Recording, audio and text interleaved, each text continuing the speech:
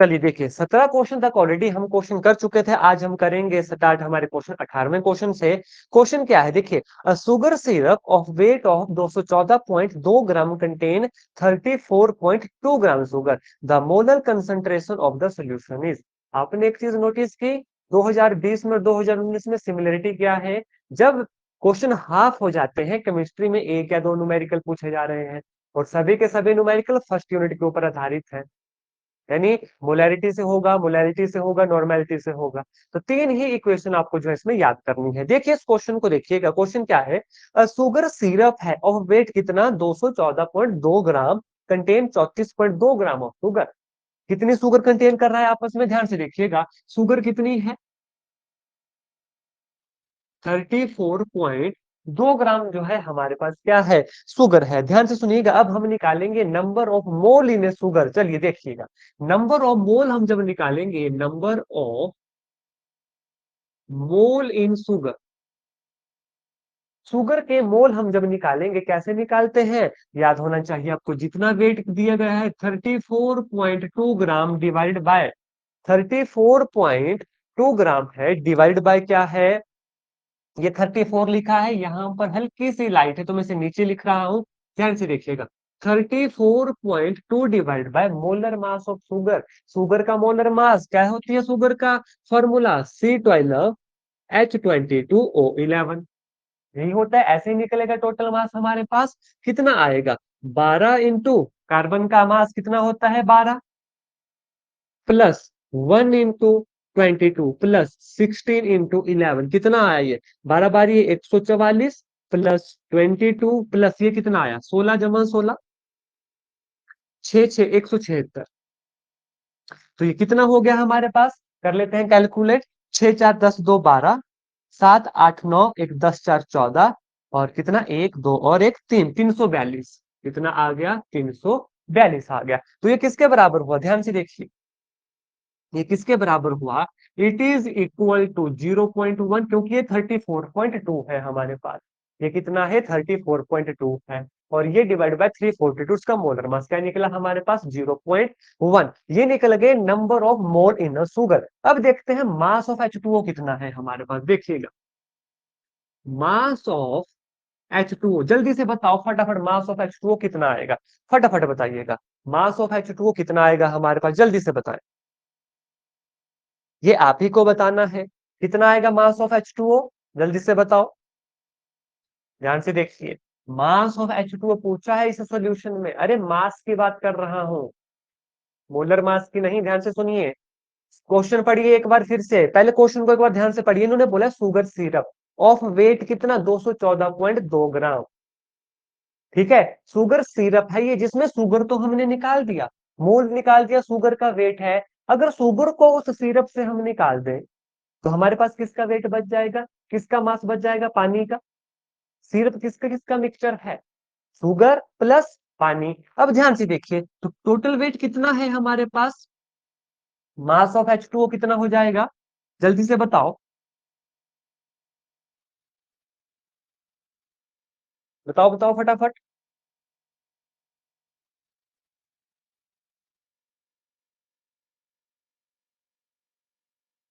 चलिए मैं डायरेक्ट लिखूंगा, आपने खुद से मुझे बताना है बाद में कि ये चीज मैंने कहां से लिखी है।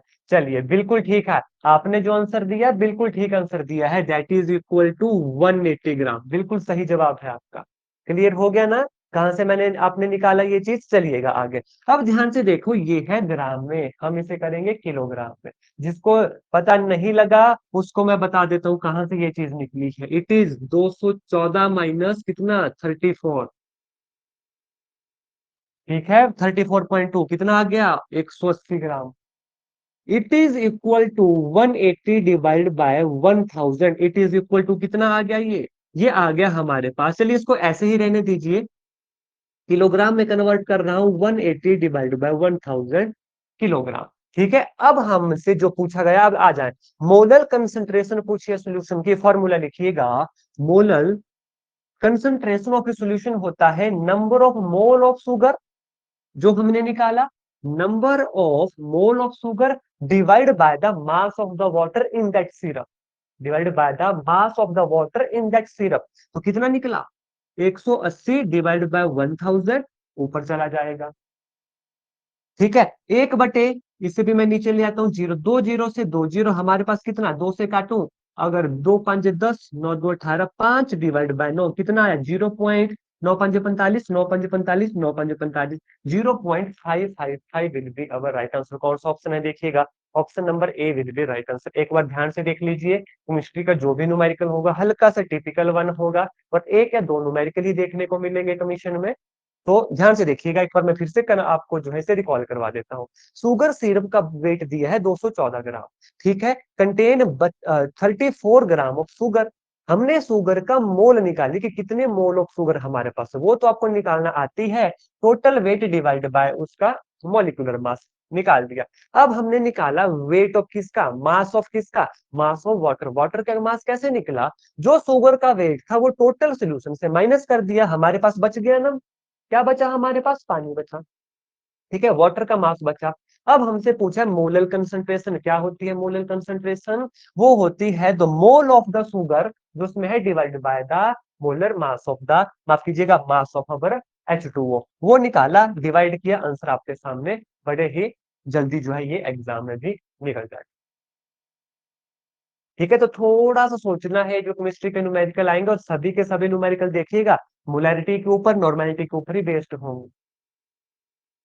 ठीक है, चलिएगा नेक्स्ट क्वेश्चन देखिएगा। On electrolysis of a dilute sulphuric acid using platinum electrode the product obtained eight the anode will B. जो प्रोडक्ट होगा एट द एनोड के ऊपर क्या जो है करेगा, ये देखिए डायरेक्ट आंसर बताऊंगा आपको, तभी आपको जो है ये याद रहेगा, अदरवाइज दिक्कत आ जाएगी ऐसे क्वेश्चन में। तो देखिएगा, ऑन इलेक्ट्रोलिसिस, ध्यान से सुनिए, on electrolysis of dilute sulphuric acid using platinum, क्या है, यूजिंग प्लेटिनम इलेक्ट्रोड, ये हमने हमारे हमारे नोट्स में ऑलरेडी किया है क्वेश्चन। फिर भी देखिए, ठीक है, क्या है, the product obtain eight the anode will B. अगर आपको ये माइंड में स्ट्राइक किया होगा जब आपने पढ़ा था, आप ऑप्शन कीजिएगा अपने हिसाब से, देखना वो आंसर जो है आपका 100% बिल्कुल ठीक होगा। हमारा दिमाग, हमारा माइंड ऐसे ही काम करता है। बिल्कुल ठीक है आपका आंसर, बिल्कुल सही आंसर है आपका, that is option number B, oxygen will be right answer.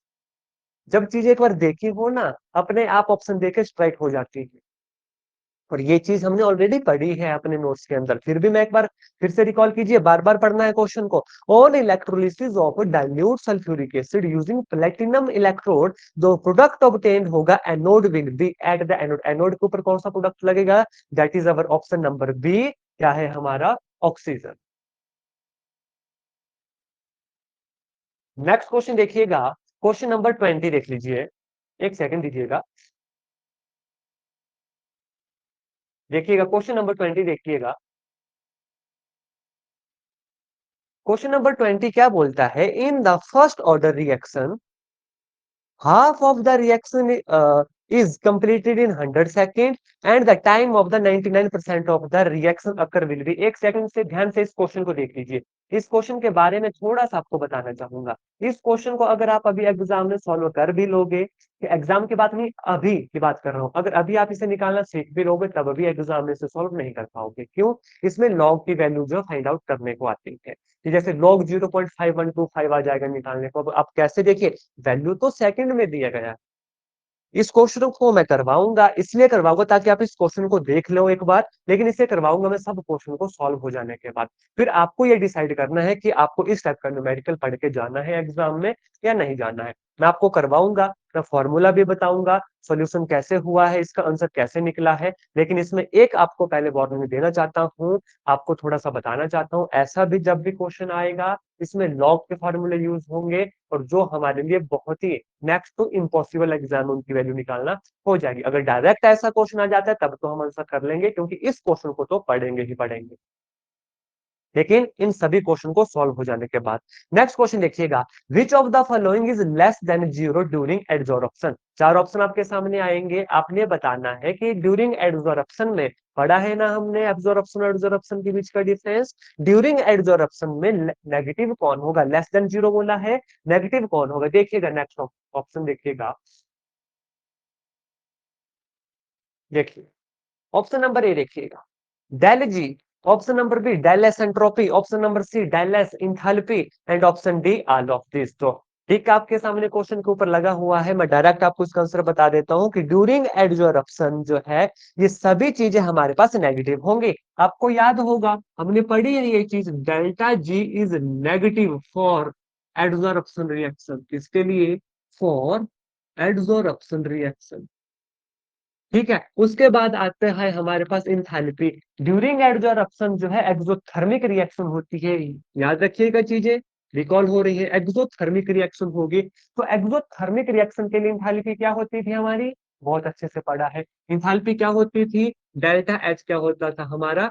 Negative होता था। नेक्स्ट सुनिएगा, जो डेल्टा एच है, रैंडमनेस ऑफ द पार्टिकल होगा, वो डिक्रीज करता है। जो डेल्टा एस है हमारे पास वो भी क्या होगी? नेगेटिव होगी ड्यूरिंग एडजॉर्प्शन रिएक्शन। नेगेटिव करेगी, डिक्रीज करेगी। आप सभी का आंसर बिल्कुल ठीक है, that is option number D. Del G, del S, del H, ये सभी के सभी क्या होंगे? नेगेटिव होंगे इस प्रोसेस में ड्यूरिंग एडजॉर्प्शन रिएक्शन। नेक्स्ट देखिएगा, करसे नाइट इज एन और। ये और मुझे नहीं लगता कि मैंने आपको लिखवाया है, तो आज इसे अपने नोट्स में ऐड कर लीजिएगा। बाकी बहुत सारी चीजों के और आपको लिखवाए गए हैं, इसका मैं डायरेक्ट आपको आंसर बताऊंगा। करसे नाइट्राइट इज एन और of option number D, SN will be our right answer. ठीक है, बिल्कुल ठीक है आपका answer, option number D will be right answer. Next question के ऊपर चले, which of the following is not tetrahedral in shape. इनमें से कौन सा टेट्राहेड्रल इन शेप नहीं है? ये मैंने करवाया है और मुझे ये याद भी है, तो आपको इसका आंसर आना चाहिए। NH4 positive, SiCl4, SF4 and SO4 to negative. इसका जो राइट आंसर है हमारा वो क्या है? That is our SF4। इसमें कौन सी हाइब्रिडाइजेशन होती है? sp3d। कौन सी होती है इसमें हाइब्रिडाइजेशन हमारे पास? एसपी, कौन सी? sp3d। sp3d अगर हाइब्रिडाइजेशन है, शेप आप मुझे बताओगे तो इसकी शेप कौन सी होगी? जल्दी से बताओ, what is the shape of our SF4? जल्दी से बताओ शेप। आंसर मैंने आपको बता दिया, इज नॉट टेट्राहेड्रल। टेट्राहेड्रल ये है ही नहीं, क्योंकि टेट्राहेड्रल के लिए हाइब्रिडाइजेशन होती है sp3। यहाँ पर हाइब्रिडाइजेशन है sp3d। इसका मतलब है आप चीजें भूल रहे हो। जल्दी से बताओ फटाफट, हमने पढ़ा है इसके बारे में। कौन सी होगी शेप हमारी इसकी? जी नहीं, ऑक्टाहेड्रल के लिए क्या होता था? याद कीजिए, ऑक्टाहेड्रल नहीं है, पेंटागन नहीं है, ट्राइगोनल बाइपिरामिडल।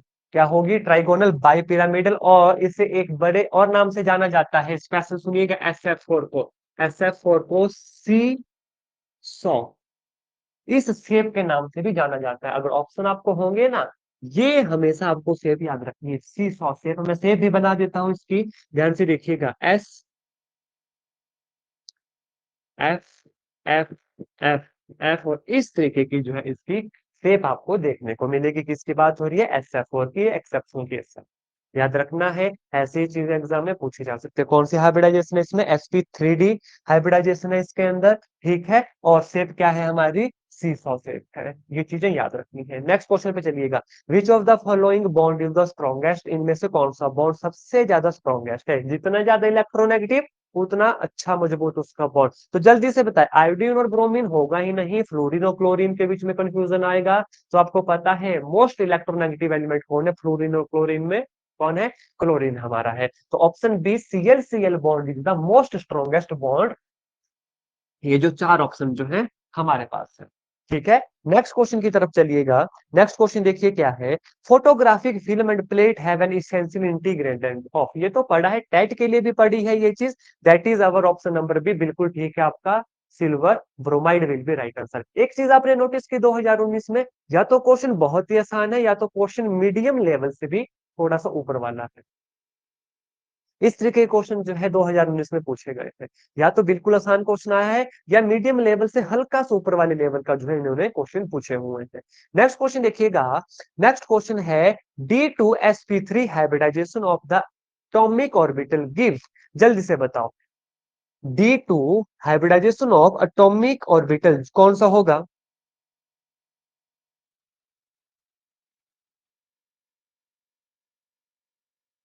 अब आएगा आपका वो आंसर जो अभी थोड़ी देर पहले आपने दिया था।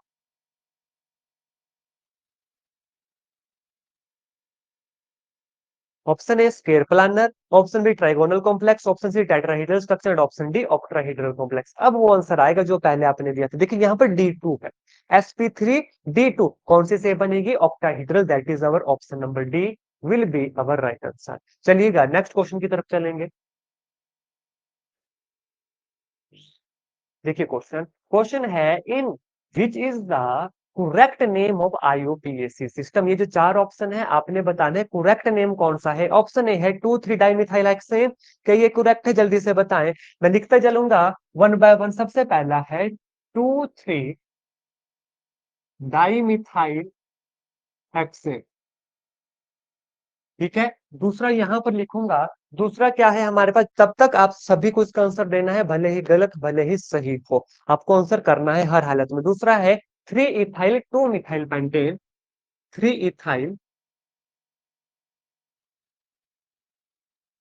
2 मिथाइल पेंटेन। तीसरा ऑप्शन क्या है हमारे पास? तीसरा ऑप्शन है 3,4 dimethyl pentane, 3,4 dimethyl pentane. And our option number fourth, fourth option कौन सा है? 2 इथाइल 2 मिथाइल पेंटेन। क्या है? 2 इथाइल 2 मिथाइल पेंटेन। जल्दी से बताओ, आंसर आ जाने चाहिए इस समय तक। आंसर क्या है आपका? कोई बोल रहा है ऑप्शन नंबर डी, ये ठीक है, और कोई कह रहा है ऑप्शन नंबर बी। इसका मतलब आपने ध्यान से ये चीजें पढ़ी नहीं है। ध्यान से देखिएगा, हर एक ऑप्शन को चेक करेंगे वन बाय वन और देखेंगे कहां पर कौन सी चीज गलत है। ठीक है, तुक्का नहीं लगाना है। आपने बड़े आपको ये चीज आती है, आपको ये चीज आती है। अभी देखना आप, हम हर एक रूल को रिकॉल करेंगे। 2,3 डाइमिथाइल हेक्सेन लिखते हैं, देखते हैं क्या वहां पर कोई गड़बड़ है, कहीं एग्जिस्ट करेगा? आइए देखते हैं। हेक्सेन है तो कितने कार्बन होंगे? CH2 CH2 CH2 1 2 3 4, CH2 CH3, यहाँ पे भी क्या है? 3, 1 2 3 4 5 6, 6 कार्बन चेन मैंने बना दी। इन्होंने बोला 2,3 डाइमिथाइल हेक्सेन। ये लिया वन, ये लिया दूसरा, तीसरा, चौथा, पांचवा, छठा, दूसरे और तीसरे पर मैंने लगा दिया CH3। इसमें कोई गड़बड़ी? इसमें कोई गड़बड़ी? यस और नो कीजिए, one by one her option को चेक करेंगे। इसमें कोई गड़बड़ी लग रही है आपको? क्या मैंने ये गलत लिखा है अकॉर्डिंग टू रूल, ये ठीक है? बताइए, जल्दी से बताओ, क्या अकॉर्डिंग टू रूल ये ठीक है या कहीं पर कोई गड़बड़ हमने की? जल्दी बताएं, यस और नो कीजिए जल्दी फटाफट, ये ठीक है हाँ या ना? जो रूल अभी तक हमने पढ़े, जो रूल आपने अभी तक पढ़े, क्या चीज आपको ठीक लग रही है या गलत लग रही है? बताएं, राइट और रॉन्ग लिखें।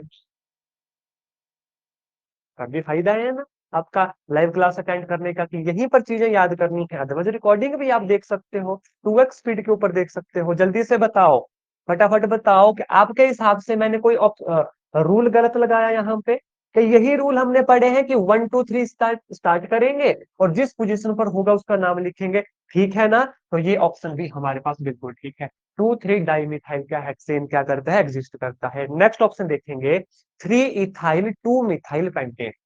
3 इथाइल, ध्यान से देखें, पेंटेन बोला है यानी 5 कार्बन आटम होंगे। देखेंगे CH3 CH2 CH2 1 2 3, CH2 CH3, क्या बोला है इन्होंने? 3 इथाइल। यानी अगर मैं यहां से नंबरिंग करता हूं, ध्यान से देखिए, 3 इथाइल, इथाइल में लिख देता हूँ C2H5 या CH2CH2 CH2CH3 हो जाएगा। ठीक है, और दूसरा क्या है?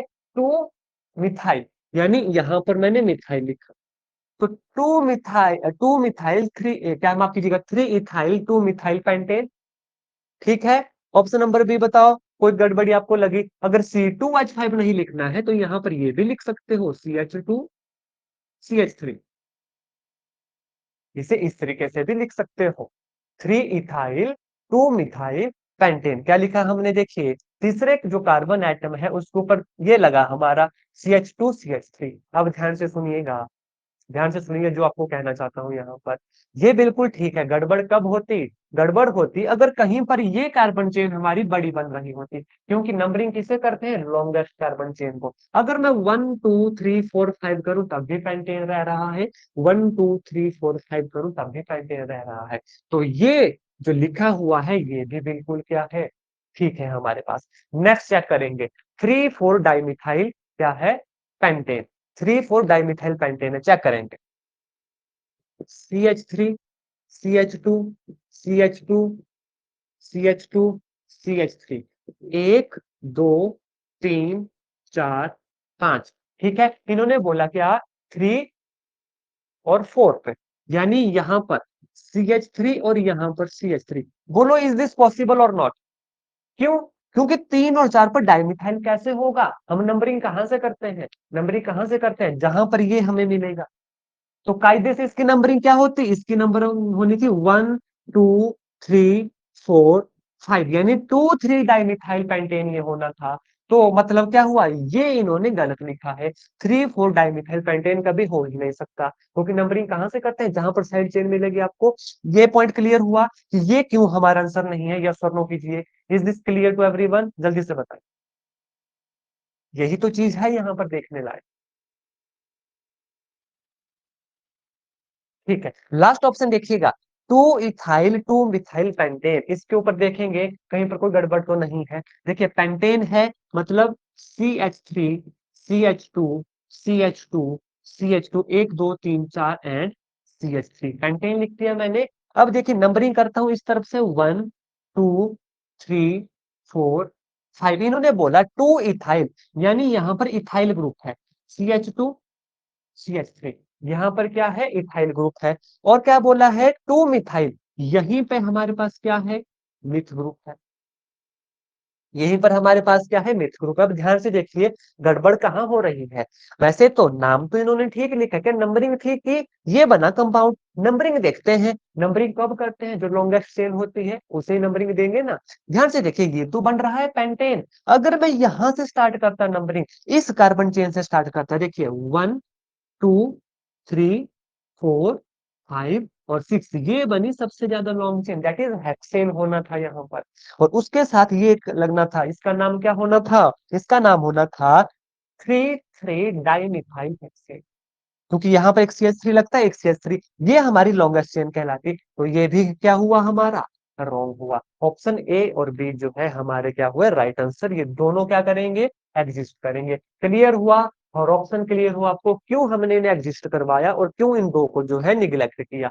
बता दीजिए यस और नो करके, सभी के सभी जो लाइव क्लास अटेंड कर रहे हैं, जल्दी से बता दीजिए। फिर नेक्स्ट क्वेश्चन के ऊपर चलेंगे। ठीक है, तो जब भी ऐसा क्वेश्चन आए ना, एक बार देख लेना है आपने ड्रॉ करके, क्योंकि चीजें बिल्कुल पढ़ी है, बिल्कुल आसान चीज है। पता था आपको ये रूल भी कि लॉन्गेस्ट चेन हम लेते हैं, बस दिक्कत आ रही थी इन कंपाउंड को लिखने की। क्यों आ रही थी? क्योंकि प्रैक्टिस नहीं थी। चलिएगा नेक्स्ट क्वेश्चन पढ़िएगा और फटाफट आंसर कीजिएगा कि आप कैपेबल है नेक्स्ट क्वेश्चन आंसर करने के लिए या नहीं। जल्दी से बताएं। देखते हैं नेक्स्ट क्वेश्चन क्या है हमारे पास। A primary alkyl halide would prefer to undergo, जो प्राइमरी अल्काइल हैलाइड है वो क्या प्रेफर करेगा? अब ध्यान से सुनिएगा, ये क्वेश्चन मैंने आपको टेस्ट में दिया था और उस टेस्ट को मैक्सिमम लोगों ने जो है, मैक्सिमम स्टूडेंट एस्पायरेंट्स ने जो है वो टेस्ट दिया नहीं था, और वो ये क्वेश्चन वहीं से जो है आया हुआ। फिर भी मैं इसको थोड़ा सा डिटेल में आपको करवा देना चाहता हूं कि a primary alkyl halide would prefer to undergo. आपने यहाँ पर क्या चीजें याद रखनी है? देखिए जो SN1 और SN2 रिएक्शन है ना, ये मैकेनिज्म वाली रिएक्शन। ठीक है, तो मैकेनिज्म वाले रिएक्शन में हम ज्यादा पढ़ेंगे नहीं। मैं आपको इसमें एक ओवरऑल व्यू दूंगा ताकि आपके ऐसे सारे क्वेश्चन जो है बिल्कुल ठीक हो जाए। ध्यान से सुनिएगा और इन चीजों को नोट डाउन कीजिएगा, बहुत ही काम की चीजें हैं। ध्यान से सुनिएगा। दो टाइप्स के रिएक्शन आपको बताऊंगा जो बहुत फेमस है। Number one is SN1 reaction and second one is SN2 reaction. दोनों रिएक्शन जो है हमारे पास कहलाती हैं सब्स्टिट्यूशन रिएक्शन। कौन सी रिएक्शन कहलाती है? सब्स्टिट्यूशन रिएक्शन कहलाती है। वो भी लिख देता हूँ, सब्स्टिट्यूशन। ये रिएक्शन भी हमारी क्या कहलाती है? सब्स्टिट्यूशन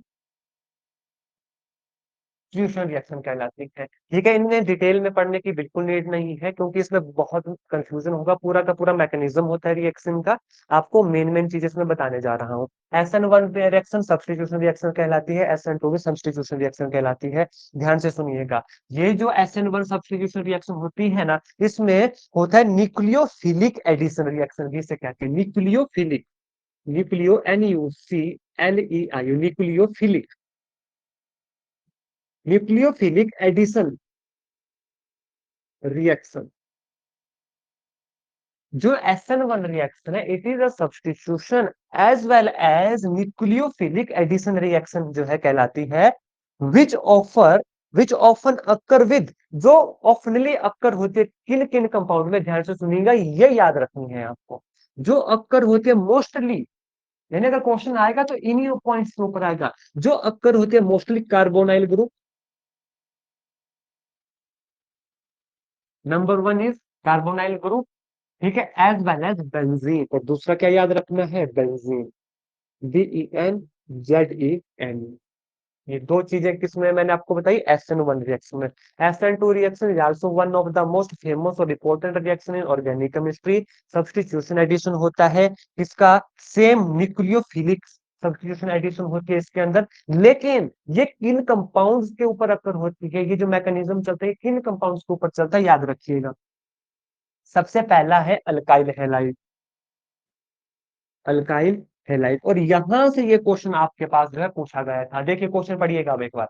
और primary alkyl halide would prefer to undergo, कहां जाना पसंद करेगा, SN2 मैकेनिज्म के अंदर जाना पसंद करेगा। तो यहां से आपको ये चीज पता चली। इसके साथ जो है एक और लिखिएगा, बेंजोआइन, BENZOINE, ऊपर बेंजीन है, यहाँ पर बेंजोआइन है, और यहाँ पर अल्काइल हैलाइड है, यहाँ पर कार्बोनाइल ग्रुप है। तो आपको हो सकता है फ्यूचर में पूछ लिया जाए कि कोई कंपाउंड है आपके पास, ठीक है, या कोई आपके पास है कार्बोनाइल ग्रुप, वो बताओ किस रिएक्शन के अंदर जाना पसंद करेगा, प्रेफर करेगा। तो आपको पता होना चाहिए SN1, दोनों न्यूक्लियोफिलिक सब्स्टिट्यूशन रिएक्शन है, बस ये नाम होने चाहिए, कार्बोनाइल और बेंजीन है, दूसरा अल्काइल हैलाइड और बेंजोआइन है। तो जो हमारा क्वेश्चन नंबर 28 था, ऑप्शन ए और बी जो है मैं आपको दोनों क्लियर करवा दिए कि SN1 क्या है, SN2 क्या है।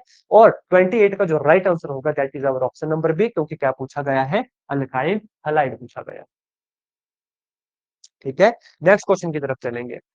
To possible stereo structure CH3CHO, ठीक है, HCOOH, which are optically active, optically active पूछा गया है, तो क्या जो है इसका आंसर होगा, ऑप्शन ए है हेटेरोपाइजोमर, दूसरा है इनांसियोमर, तीसरा है मेसोमर, और चौथा क्या है, डाई स्टीरियोमर। ध्यान से सुनिएगा, इन सभी ऑप्शन को जो है मैं आपको इलेबोरेट करवाऊंगा, क्योंकि ये हमने आई थिंक थ्योरी में इतने डिटेल से नहीं पढ़े हैं। ठीक है, तो मैंने कुछ कहा भी था, कुछ नई चीजें यहाँ पर सीखेंगे, तो बड़े ध्यान से हर एक ऑप्शन को सुनिएगा। सबसे पहले मैं आपको इसका आंसर बता देता हूं, वहां से चीजें थोड़ी सी क्लियर होंगी। ध्यान से सुनिए, ये जो CH3 क्या है, CH3CHO HCOH हमारे पास कंपाउंड है। ठीक है, ये इन्होंने पूछा है कि विच आर ऑप्टिकली एक्टिव।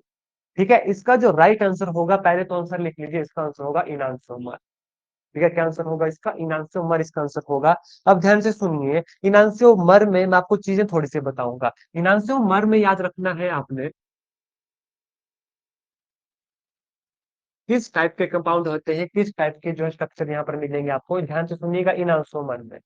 ठीक है, और स्टीरियो देखिए, two possible stereo structure of this compound which are optically active, optically active आ रखा है। ध्यान से सुनिए, जब भी इनांसियोमर होगा कंपाउंड में, क्वेश्चन में ऑप्टिकल एक्टिव जरूर लिखा गया होगा, ऑप्टिकल एक्टिव, क्या लिखा गया होगा, ऑप्टिकल एक्टिव, नंबर वन ये याद रखना है। नंबर टू, ध्यान से सुनिए, यहां पर जो इमेजेस बनती हैं, they are non superimposable mirror images, non superimposable. ठीक है, नॉन सुपर इम्पोजिबल इमेजेस होती हैं, लेकिन कैसी होती हैं, मिरर इमेज होती है। कैसी होती है, मिरर इमेज देखने को मिलेगी। मैं इसका स्ट्रक्चर ड्रॉ कर देता हूं, ताकि आपको जो है पहचानने में आसानी हो। ध्यान से देखिएगा किस टाइप का स्ट्रक्चर होगा, और मैं इसी कंपाउंड के लिए स्ट्रक्चर ले रहा हूं, ध्यान से देखिएगा। सिंपल सा स्ट्रक्चर बनाता हूं आपको, वैसे स्ट्रक्चर थोड़ा सा टिपिकल वन है इसका, लेकिन मैं बिल्कुल सिंपल बताऊंगा। ताकि आपको समझ आ जाए। ध्यान से देखिए, यहाँ पर OH है, COOH है, यहाँ पर हमारे पास H है और यहाँ पर हमारे पास CH3 है। ये मैंने मिरर बना दिया बीच में, मिरर इमेज है लेकिन नॉन सुप्रीम पोजिबल है। यहाँ पर OH, यहाँ पर H, यहाँ पर COOH और यहाँ पर हमारा CH3। इस कंपाउंड को क्या कहते हैं? इनांसोमर जो है, इन स्ट्रक्चर को कहा जाता है। आपने कहां से याद रखना? नंबर 1 आपको बोला optical active, they are non superimposable है लेकिन मिरर इमेज होती है। नंबर 1, ये याद आपको जो है चीजें रखनी है। दूसरा सुनिएगा, जो ऑप्शन नंबर ए है हमारा, क्या है? एट्रोपाइजोमर। ठीक है, या आप इसे प्रोनाउंस कर सकते हैं एट्रोपाइजोमर। ठीक है, ये क्या होता है? इसमें हिंडर्ड रिएक्शन होगी, ध्यान से सुनिएगा, हिंडर्ड रोटेशन होगी। ऑप्शन नंबर ए की बात कर रहा हूं। जो ऑप्शन नंबर ए है उसमें अगर पहचान करने को लिखा क्या गया होगा, एक तो होगी हिंडर्ड रोटेशन, हिंडर्ड रोटेशन देखने को मिलेगी आपको। उन्हें क्या कहा जाता है? उन्हें कहा जाता है एट्रो आइसोमर्स। ठीक है, अबाउट सिंगल बॉन्ड, याद रखिए जो हिंडर्ड रोटेशन होगी ये कहां पर होगी? About single bond, about single bond. For example, example बता देता हूं, मैंने भी यही एग्जाम्पल पूछे जाते हैं, जिसमें जो है डाइफेनिक एसिड, डाइफेनिक एसिड, दूसरा डाई फिनाइल, कुछ इस तरीके के एग्जाम्पल जो है आपके पास इसमें देखने को मिलेंगे। यानी सिंपल वर्ड मैं आपको बोलना चाहूंगा, बाई एराइल ग्रुप जो भी है, बाई एराइल ग्रुप। ठीक है, लिख देता हूं यहां पर, बाई एराइल ग्रुप।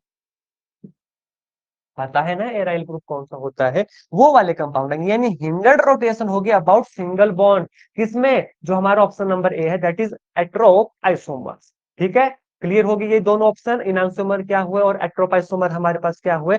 तीसरा आता है हमारे पास ऑप्शन नंबर, देखिए तीसरा क्या है? मेसोमर। मेसोमर क्या होते हैं? Have identical supreme possible mirror image होगी, बिल्कुल सेम और सुप्रीम पॉसिबल इमेज होगी, यानी उस इमेज को उसके ऊपर बिठाया जा सकता है सेम तरीके से।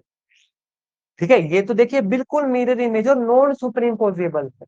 यानी अगर इसको मैं उठाऊं तो इसके ऊपर नहीं रखा जा सकता। देखिए OH यहां पर आएगा, OH यहां पर आएगा, तो हमारे पास देखिए क्या है? नेक्स्ट है मेसोमर। मेसोमर क्या होंगे? हैव आइडेंटिकल शेप और क्या? सुप्रीम पॉसिबल इमेज होगी, यानी यही इमेज यहां पर बनने की, अगर इसे मैं यहां पर उठाऊं तो इसके ऊपर रख सकता हूं।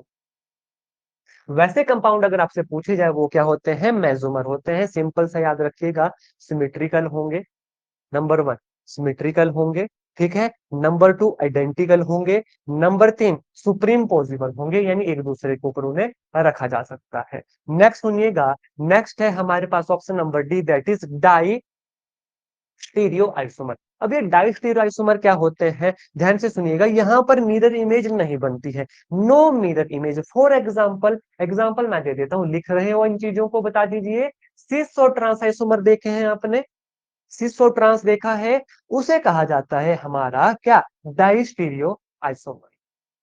चारों ऑप्शन क्लियर हो गए? यस और नो कीजिएगा, जल्दी से बता दीजिए, फिर हम नेक्स्ट क्वेश्चन के ऊपर चलेंगे। चारों ऑप्शन क्लियर हो गए? जल्दी से बता दीजिए। ठीक है, चलिए नेक्स्ट क्वेश्चन पढ़ो। Compound which are used for the denaturation of alcohol are. Denaturation का मतलब होता है जो कंपाउंड है आगे उसे मॉडिफाई करना। ऑप्शन है compound which are used for denaturation of alcohol are. जल्दी से बताओ। तो हमने ये चीज पढ़ी है लेकिन वहां पर हमने इस वर्ड का यूज नहीं किया था, डी नेचुरेशन का यूज नहीं किया, हमने सिंपल मॉडिफाई का यूज किया था। सो ऑप्शन बी CH3OH यानी मिथाइल अल्कोहल, और option C that is pyridine, both will be our right answer. कौन सा एग्जैक्ट आंसर हुआ? Option number D, both B and C will be our right answer. याद रखना, D नेचुरेशन का मतलब क्या हुआ हमारा? जो हमारे पास अल्कोहल जो कंपाउंड होगा उसे मॉडिफाई करना है प्रोटीन के रिस्पेक्ट में। ठीक है, तो ऑप्शन कौन सा है? किसकी वजह से जो है डीनेचुरेशन ऑफ अल्कोहल होती है हमारी? That is option number D, हमारा मिथाइल अल्कोहल एंड पाइरेडिन बोथ के द्वारा, यानी ऑप्शन बी सी के द्वारा। ठीक है, ये दोनों होते हैं। नेक्स्ट क्वेश्चन देखिएगा, नेक्स्ट क्वेश्चन है हमारे पास, नेक्स्ट क्वेश्चन है CH3CHO C6H5CH2CHO can be distinguished chemical by. जल्दी से बताओ किसके द्वारा जो है इन्हें डिस्टिंग्विश किया जाता है? इसका जो डायरेक्ट आंसर है मैं आपको बता देता हूँ। डायरेक्ट आंसर आपको इसका बता देता हूँ। कंपाउंड देख लीजिए, बिल्कुल सही आंसर है आपका। ये क्वेश्चन हमने पढ़ा हुआ है। क्या है? आइडोफॉर्म टेस्ट के द्वारा जो है इसका आइडोफॉर्म जो टेस्ट होता है ना, CH3 OH CHO लिखा है, तो उसका जो राइट आंसर होगा वो होगा आइडोफॉर्म टेस्ट। और इसके साथ क्या मिक्स किया जाता था? Sodium hydroxide NaOH will be our right answer. Next question की तरफ चलेंगे और ये भी बता दूं क्या था इसमें, पीले प्रेसिपिटेट बनते थे येलो कलर के, याद होगा। नेक्स्ट क्वेश्चन देखिएगा। नेक्स्ट क्वेश्चन जो है हमारे पास, question number 32। Through which of the following reaction number of carbon atom can be increase in the chain, कि किस रिएक्शन के द्वारा जो है number of carbon atom in the chain जो है इंक्रीज होती है। अब आपको यहाँ पर रिकॉल करने पड़ेगी सारी केमिकल रिएक्शन, और आपको ये देखना पड़ेगा कि कहां पर पीछे कम कार्बन एटम थे और आगे हमारे पास ज्यादा बन रहे थे। ऑप्शन ए है हमारे पास बेंडिक टेस्ट, ऑप्शन बी है आइडोफॉर्म, माफ कीजिएगा, ऑप्शन ए है ग्रिग्नार्ड रिएक्शन, ऑप्शन बी है कैनिजारो रिएक्शन, ऑप्शन सी है अल्डल कंडेंसेशन, और ऑप्शन डी है both A and C will be our right answer. तो कौन सा आंसर हो गया हमारा क्वेश्चन नंबर 32 का? दैट इज हमारा है answer Grignard reaction reaction and aldol condensation, और दोनों चीजें ऑलरेडी हमने पढ़ी है। ऑप्शन ए और C will be right answer. Next question देखिएगा। Which of the following is heterocyclic amino acid? Heterocyclic amino acid पूछा गया है। चार ऑप्शन मैं आपको दूंगा, ध्यान से देखिएगा। लाइजीन, टाइरोजीन, प्रोलीन एंड सेरीन, कौन सा हमारा जो है सही आंसर होगा? देखिए ये ऐसे क्वेश्चन है ना, जो पढ़े होंगे हम कर पाएंगे, नहीं पढ़े होंगे नहीं होगा। फिर से एक बार क्वेश्चन पढ़िएगा, क्वेश्चन याद करना भी जरूरी है। विच of the following is heterocyclic amino acid? क्या बोला है? हेटेरोसाइक्लिक, हेटेरोसाइक्लिक अमीनो एसिड किसे कहते हैं? ऑप्शन देखिएगा। ऑप्शन ए है लाइजीन, ऑप्शन बी है टाइरोजीन, ऑप्शन सी है प्रोलीन एंड ऑप्शन डी है सेरीन। इसका जो राइट आंसर है हमारा, that is our option number C, proline, PROLIN। ठीक है, इसके साथ एक और नाम लिखवाता हूं, ध्यान से सुनिए। इसके साथ एक और नाम को लिखाता हूं आपको, टाइरो। ध्यान से सुनिएगा, स्पेलिंग देखिएगा। TYRP, TYRP, TOPHAN, TYRP यानी ट्राइप्टोफन। ट्राइप्टोफन, TYRPTOPHAN। ये भी अगर ऑप्शन में होता तो ये भी आपका राइट आंसर होना था। ठीक है, इसे भी हेटेरोसाइक्लिक अमीनो एसिड कहते हैं। तो दो नाम मैंने आपको बता दिया और फ्यूचर प्रूफ भी आपको बना दिया। जरूरी थोड़ी ना कि एग्जामिनर इसे ही लिखेगा, हो सकता है इस नाम को लिखे। ठीक है, ट्राइप्टोफन आपके सामने लिखा जाए, और जो कि ऑप्शन नंबर बी से सेम सेम है, तो आपने ध्यान से रखना ये ट्राइप्टोफन है, PHAN है। अब ध्यान से सुनिएगा। अमीनो एसिड में एक चीज आपको और बता देता हूं, कई बार एग्जाम में जो है 21st अमीनो एसिड और 22nd अमीनो एसिड पूछा जाता है। ये दो कंपाउंड बहुत ही ज्यादा इंपॉर्टेंट है ऑर्गेनिक केमिस्ट्री के अंदर। क्या बोल रहा हूं मैं? 21st अमीनो एसिड कौन होता है, ये पूछा जा सकता है आपसे। दूसरा आपसे पूछा जा सकता है 22nd अमीनो एसिड कौन होता है। तो ध्यान से सुनिएगा, इनके नाम आपको बताना चाहूंगा। इसे SEC से भी डिनोट करते हैं, और इसे जो है PYL से भी डिनोट करते हैं। पूरा नाम मैं लिखने जा रहा हूं, ध्यान से देखिएगा। SALENOCYSTEINE,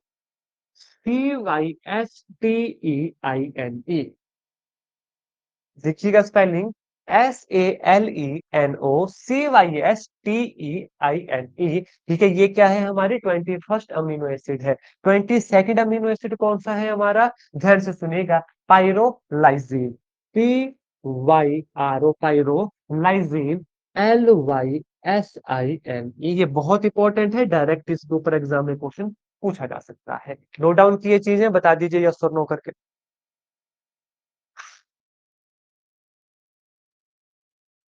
ठीक है। नेक्स्ट क्वेश्चन देखिएगा, नेक्स्ट क्वेश्चन है which of the following is a condensation polymer? ये भी हमने पढ़ा है, ठीक है। लेकिन हो सकता है ये ऑप्शन हमने ना देखे हो, तो नया क्वेश्चन आज आपके क्वेश्चन बैंक में ऐड हो जाएगा पॉलीमर चैप्टर से। Which of the following is a condensation polymer? That is our option number D, Dacron will be our right answer. Next question देखिएगा, द आइडियलिस्टिक फिलोसफी, ये question हमारा नहीं है, ये साइको से क्वेश्चन है, ठीक है। तो देखिए ये क्वेश्चन थे हमारे 2019 केमिस्ट्री के, जो एज कंपेयर टू 2020 मुझे हल्के से टिपिकल लगे। ठीक है, या तो बहुत ही आसान थे या तो हल्के से टिपिकल थे, क्योंकि यहाँ पर ये जो 2019 में जो थे हमने मैक्सिमम नए क्वेश्चन डिस्कवर किए। ठीक है, तो आशा करता हूँ जितना आपको आज पढ़ाया गया अच्छे से समझ आ गया होगा। कोई डाउट और क्वेरी है रिगार्डिंग एनीथिंग, प्लीज अभी मुझसे पूछ लीजिए, अदरवाइज एनी टाइप कर दीजिएगा, फिर हम अपनी इस क्लास को जो है समाप्त करेंगे।